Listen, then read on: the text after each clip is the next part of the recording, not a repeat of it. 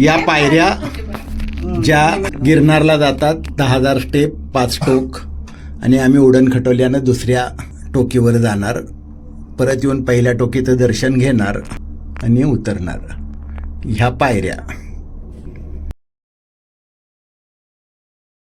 गिरनारच्या रोपवेवरनं आल्यानंतर टोक नंबर 2ला गेल्यानंतर खाली टोक नंबर 1ला उतरून येतो. मी दिगंबर जैन मंदिरमधनं व्हिडिओ घेतोय. खाली हे सुंदर मंदिर संकुल आहे. बरीच मंदिरं श्वेतांबर आहेत, वस्तुपाल तेजपाल यांनी बांधलेली. आपण काम बघू शकता त्याचं. खूप सुंदर मंदिर आहेत. या मंदिरावरची नक्षीकाम बाहेरनं खूप चांगली आहे. मागच्या वेळी बघू शकलो होतो, आता बंद आहे. खूप सुंदर मंदिर आहे ती.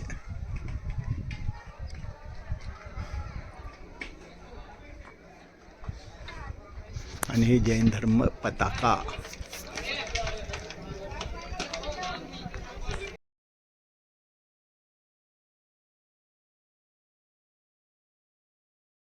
रोपवेनं उडण खटोल्यानं आपण या इथं जातो.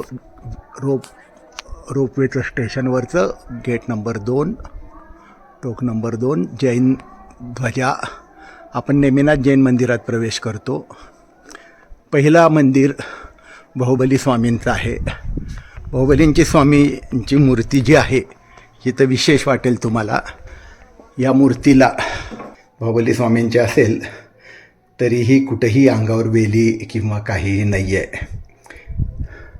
दुसरं जे मंदिर आहे हे पंचपरमेष्ठींचं आहे. पंचपरमेष्ठी.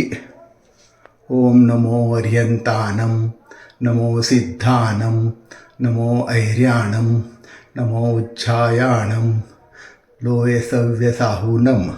आणि या सुंदर पादुका. पंचपरमेष्ठींचं मंदिर बघितल्यानंतर आपण तिसऱ्या मंदिरात जातो.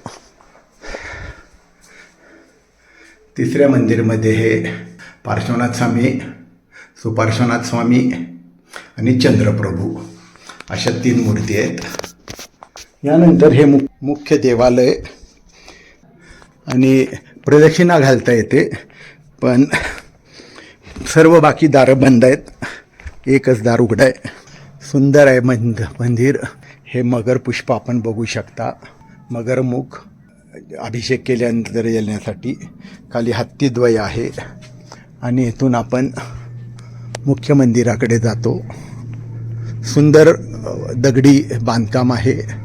समोर चरणपादुका आहेत.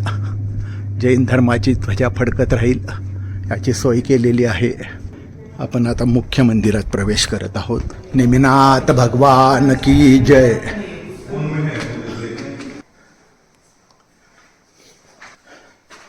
नेमिनाथांची खूप सुंदर मूर्ती आहे. पार्श्वनाथ, नेमिनाथ उजव्या बाजूला, पण बाकी नेमिनाथ स्वामींच्या मूर्ती आहेत. आणि महावीर स्वामी काळी मूर्ती.